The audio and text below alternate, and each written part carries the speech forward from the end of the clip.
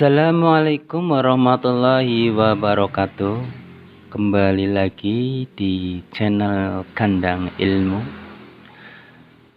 Pada kesempatan di pagi ini, alhamdulillah pagi yang cerah, Kandang Ilmu akan memperkenalkan komponen-komponen elektronik atau komponen-komponen kelistrikan yang ada pada motor injeksi, terutama pada motor friction.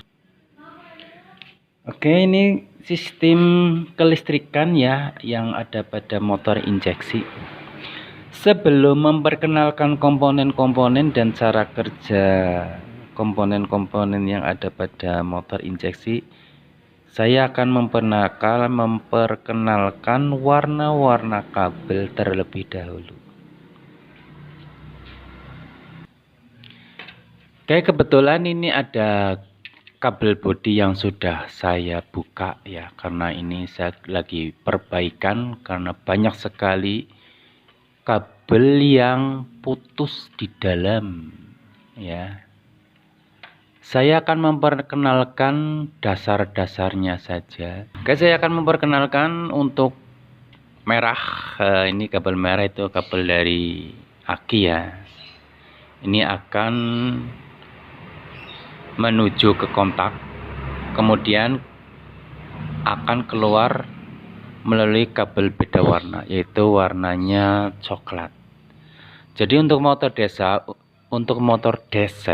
itu kabel kontaknya itu cuma ada 2, beda dengan motor AC.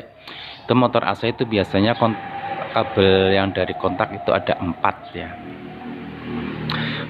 Karena ini untuk motor DC, jadi cuma ada 2 kabel yang dari kontak. Ini kontaknya sudah putus ya, coklat dan merah. Dan ini fungsinya merah itu yang dari aki menuju ke kontak, kemudian akan dialirkan ke kabel yang warnanya coklat. Jadi kabel coklat yang di dalam kabel bodi itu kabel yang berisi strum ya. Kalau untuk massa, untuk motor Yamaha itu warnanya hitam, beda dengan Honda. Kalau Honda warna hitam itu adalah yang ada arusnya yang keluar dari kontak. Untuk warna kabel yang merah garis putih, ini adalah untuk menuju saklar injeksi yang ada pada stang sebelah kanan. Ini apabila saklarnya dimatikan, itu injeksi tidak akan hidup walaupun kunci kontak di-on-kan. Kemudian kabel yang biru warna lerek putih, biru bergaris putih, ini adalah switch starter yang ada pada saklar di bagian kanan ya, sama. Kemudian ada kabel yang warna biru polos. Biru polos ini untuk lampu kotak ya, atau lampu senja. Ada juga kabel warna pink. Ini warna pink adalah untuk saklar klakson. Untuk rating sebelah kanan itu warnanya hijau tua. Nah, karena ada beberapa warna hijau itu berbeda-beda ya. Hijau tua, hijau muda, dan hijau sedang. Ini hijau muda, ini hijau muda, ini hijau sedang, dan ini ada hijau tua sekali ini ya.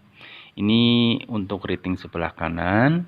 Dan untuk hijau muda ini untuk lampu indikator yang ada pada bagian atas itu ya. Speedometer itu untuk lampu indikator. Dan untuk hijau sedang ini, untuk warna hijau sedang juga untuk yang menyambung ke bagian atas atau speedometer. Itu nanti berhubung dengan apa ini ya. Nah, ini dasar-dasarnya saja ya. Oke, kita lanjut ke komponennya dan cara kerjanya. Apabila kita mengetahui cara kerja komponen kelistrikan, kita akan mempermudah dalam memperbaiki apabila ada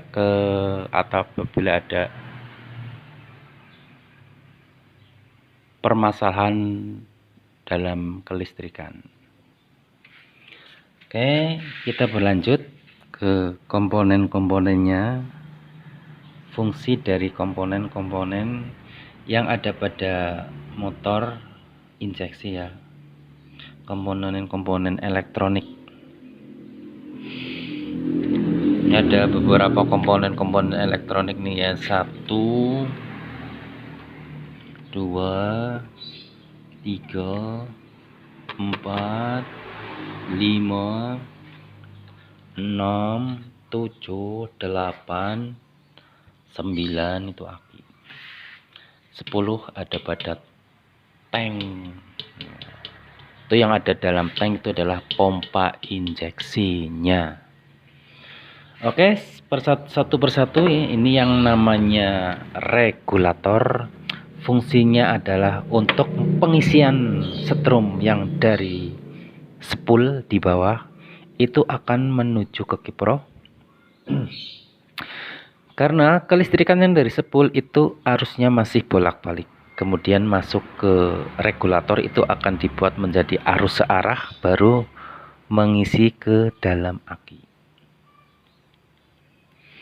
Kemudian aki akan menyalurkan semua komponen-komponen kelistrikan yang ada pada motor tersebut. Oke, ini fungsi regulator.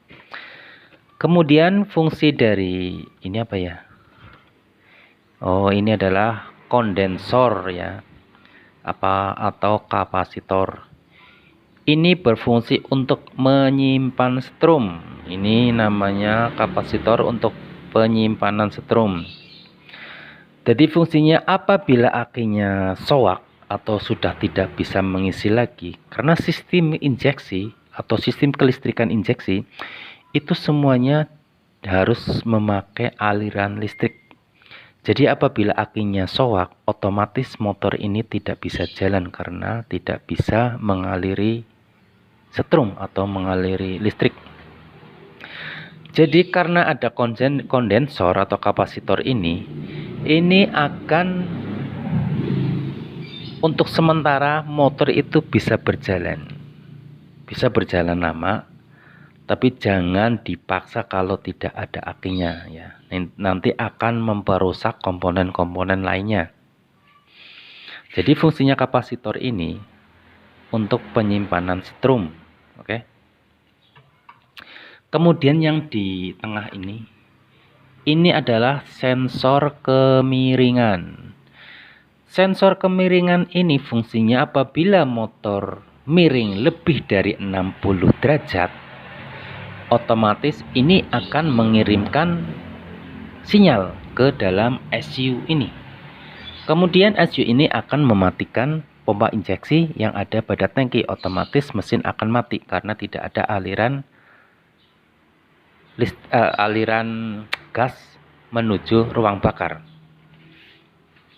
Ini fungsinya sensor kemiringan. Kenapa kok kalau miring itu posisi miring dalam jalan itu tidak mati?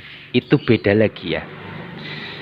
Karena posisi kemiringan yang kalau kita menikung dan tidak tumbang atau tidak rubuh, ini belum bekerja karena ada gaya sentrifugal. Jadi ini fungsinya apabila motor rubuh lah ya. Motor rubuh ini baru mengirimkan sinyal ke SCU dan mematikan pompa injeksi yang ada pada tangki.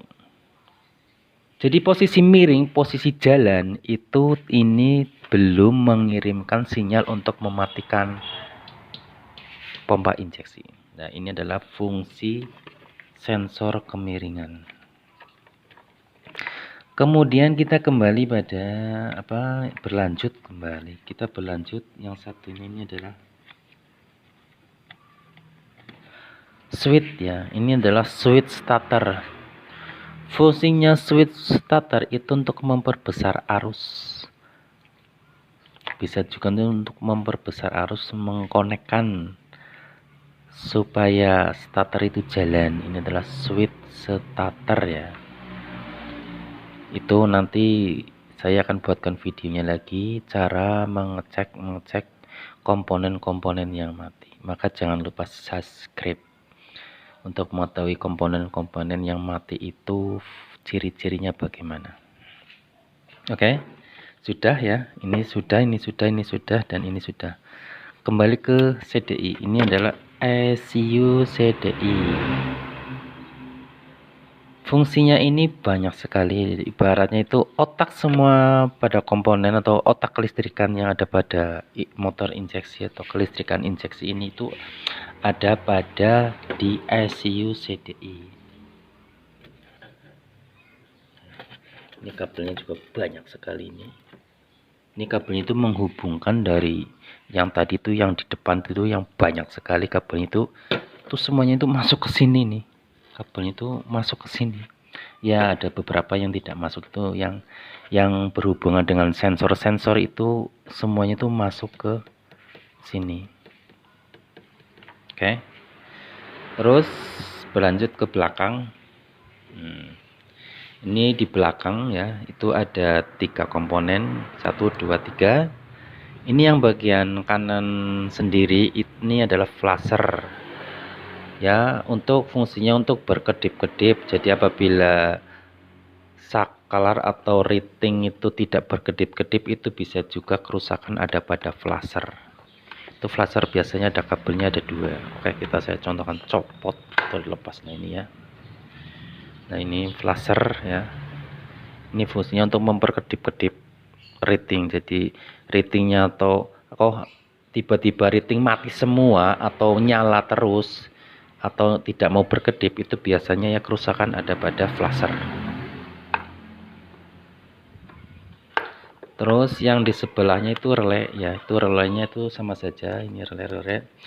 Ini relay untuk mengkonekkan pompa injeksi. Apabila kunci kontak di on kan ini akan bunyi cetek. Nah ini berarti akan mengkonekkan semua yang ada kelistrikan yang ada di dalam tangki ya. Dan ini juga untuk mengkonekkan beberapa komponen-komponen yang ada pada motor tersebut. Ini fungsinya relay ini untuk mengkonekkan ya, untuk mengkonekkan. Dan fuse, ini fuse atau sikring. Nah, ini fungsinya untuk menjaga apabila ada kekonsletan itu tidak akan terjadi yang tidak kita inginkan. Contohnya terbakar ya. Jadi kalau ada kekonsletan pada kelistrikan, ini fuse ini akan putus. Yang di dalam ini akan putus. Jadi apabila tiba-tiba kunci kontak di on kan tidak nyala, itu biasanya fusenya yang putus. Itu jadi penting sekali ini ya, fuse atau sikring. Ini fungsinya untuk apabila ada terjadi arus pendek, ini akan putus sendiri. Oke, itu ya, sederhana sekali penjelasan. Semoga bermanfaat ya. Ini terutama untuk para pelajar-pelajar. Kalau untuk bengkel-bengkel senior itu ya sudah hafal, mungkin malahan sudah bisa memperbaiki komponen yang rusak ya. Ini adalah penjelasan sederhana. Oke, gitu aja penjelasan dari saya masalah komponen kelistrikan atau komponen elektronik yang ada pada motor injeksi. Kalau ada pertanyaan atau kurang jelas, silahkan komen di bawah. Insya Allah kalau saya bisa menjawab, saya akan jawab. Kalau tidak bisa menjawab, saya akan cari atau belajar kembali. Wassalamualaikum warahmatullahi wabarakatuh.